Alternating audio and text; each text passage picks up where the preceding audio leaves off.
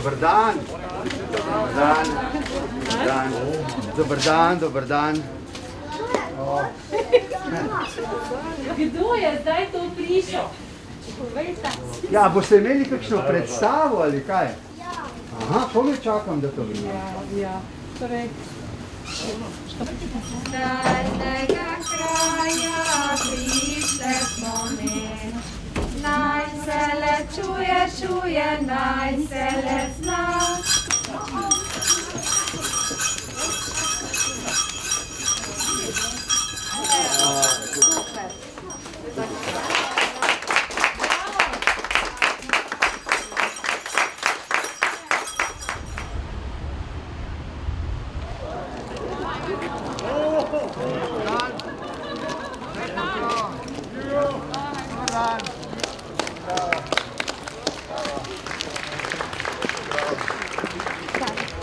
Dobar dan. Spoštovani gospod predsednik, dobrodošli med nami, med našo veliko družino, 700 stanovalcev, sicer v tej naši ptujski enoti je 320. Veseli smo, da ste si vzeli čas in nas počastili za svojim obiskom. In rad bi se zahvalil vašemu osebju, da je tako profesionalno in predano skrbelo za vas in nenazadnje tudi vam, da ste zdržali te preizkušnje. Vse to nam je v en tak velik navdih. Tu je 320, vseh skupaj pa 700 na 5 lokacijah. Lep pozdrav vsem. Dobar dan. Hvala za gostiljo. Hvala za obisk. Za oskrbo 110 tisoč prebivalcev Spodnjega Podravja. Imamo kirurški oddelek z travmatološkim, kjer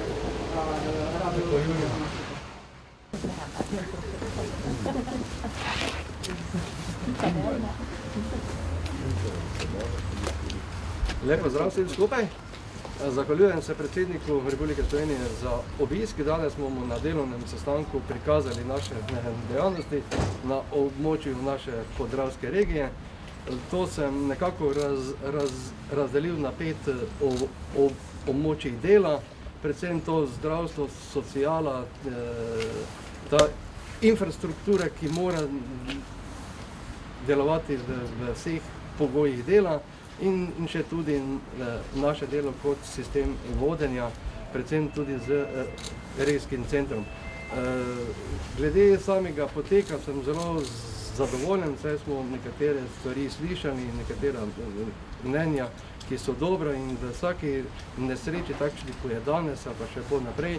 Vemo, da podravska regija je lansko leto imela precej neurij, poplav in ta epidemija je še skljub zraven tega dela in se naučimo voditi pri vseh večjih intervencijah in vsi tu skupaj smo za dobrobit občanov in vseh vas v regiji. Hvala lepa. Lep dober dan. Jaz bi izkoristil to priložnost pred mikrofoni, predvsem, da bi se predsedniku zahvalil za te regijske obiske, s katerimi seveda pokaže spodbudo in zahvalo vsem tistim, ki delajo na tej težavi, ki se imenuje COVID. Tukaj seveda mislim najprej na zdravstvene delavce, potem pa vse tiste, ki zdravstvenemu sistemu pomagamo. Tako da zahvala, kot sem rekel, predsedniku in pa zahvala seveda vsem tistim, ki stojijo v prvih vrstah, pa v drugih, pa v tretjih, pa še zadaj, ki skrbimo za to, da stvar kolikor toliko dobro poteka.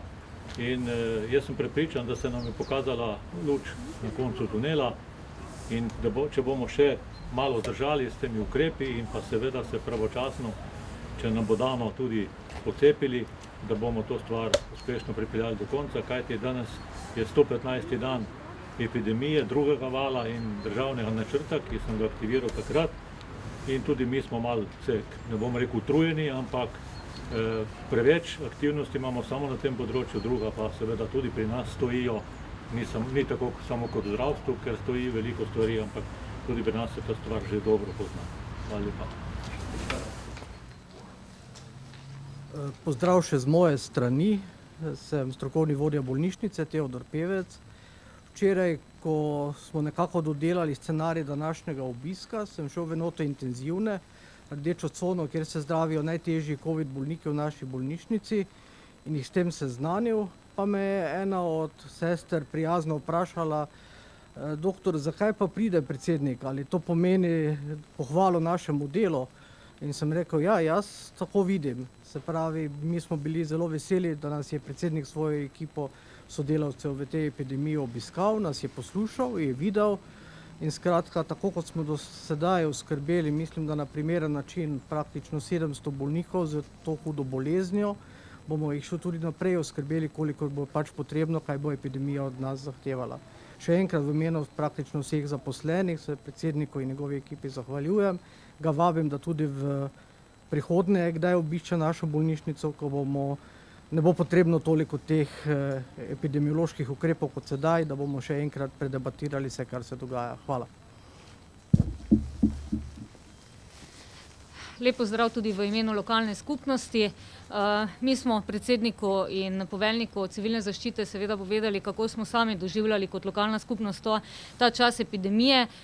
Opažamo predvsem zdaj, da ko gremo proti koncu, upamo vsi, da bo tega kmalu konec, da smo vedno manj potrpežljivi, da smo vedno bolj nestrpni. Upamo, da vseeno še zberemo toliko tiste neke energije in tiste zadnje atome moči vsi skupaj, da prebrodimo tudi to krizo do konca.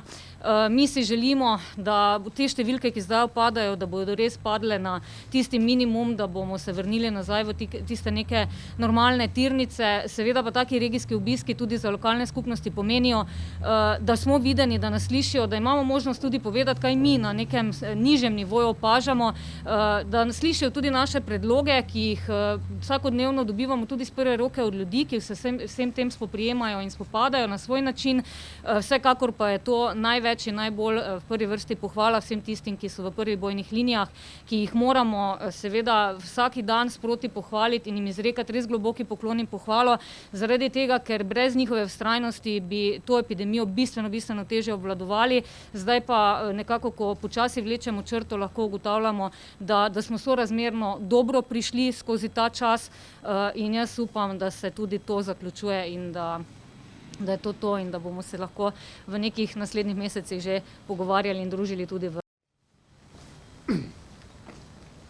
Spoštovane gospe in gospodje, tudi na Ptuj sem prišel, da bi se zahvalil vsem, ki so vse te dolge mesece najprej in najbolj skrbeli za tiste, ki so bili potrebni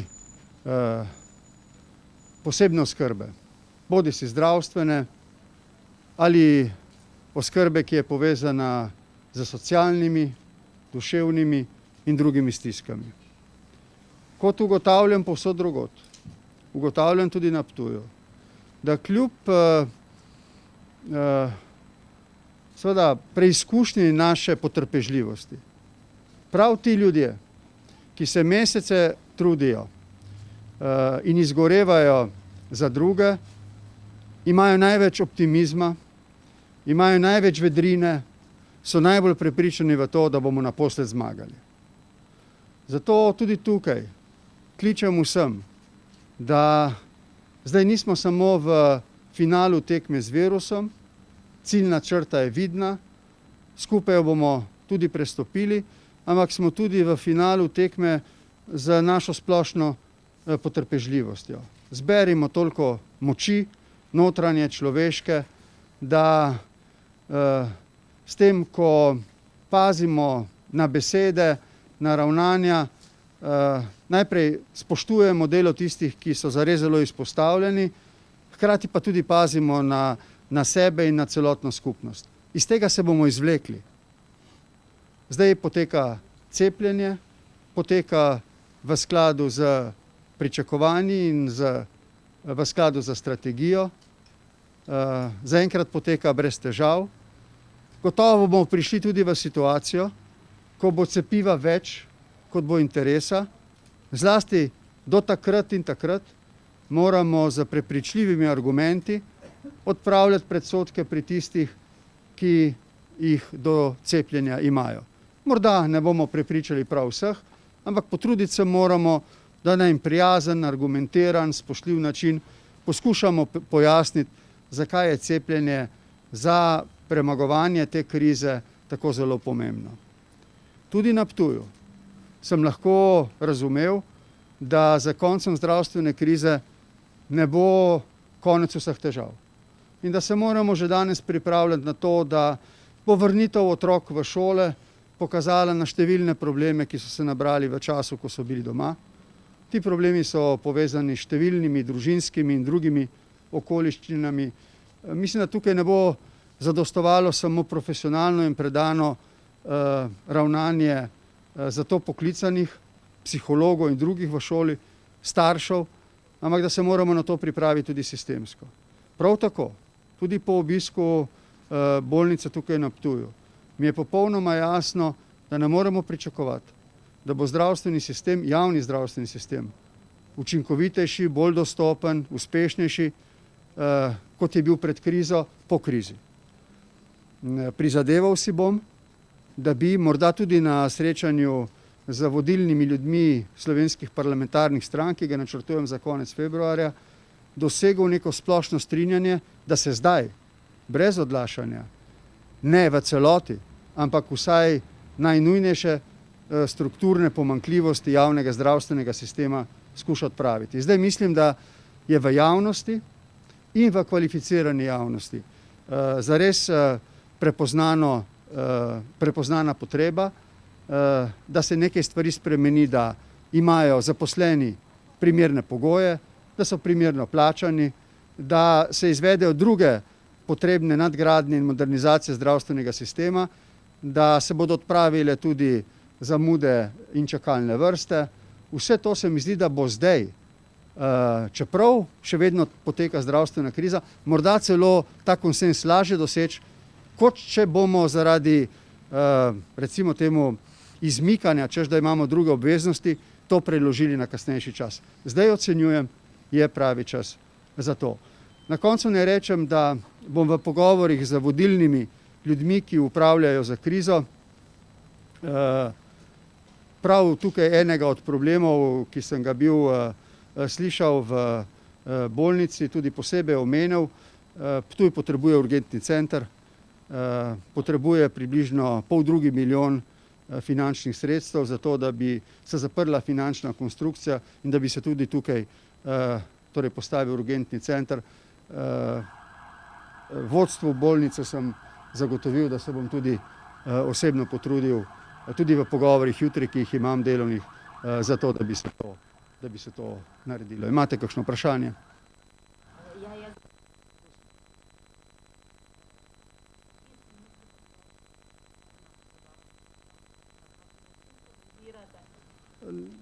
Nisem poklican, ne da bi obsojal, ne da bi branil.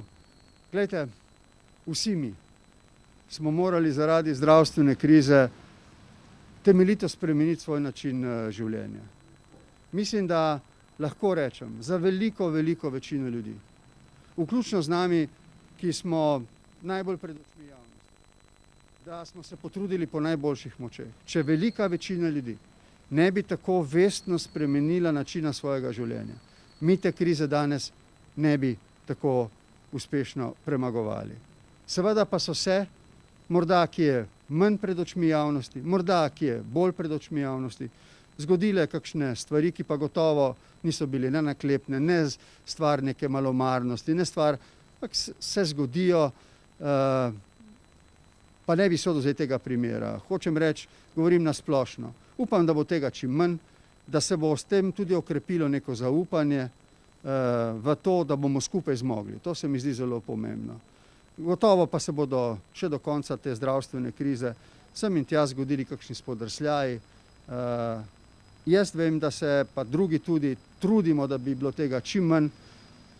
Tudi če ni spodrsljaj, pa ga javnost tako razume, je to dovolj za to, da se dodatno poglobi ali nezaupanje, ali splošno nerazpoloženje. Vse to mi dobro vemo in se, kolikor lahko ugotovim, zelo trudimo, da bi bilo tega čim manj.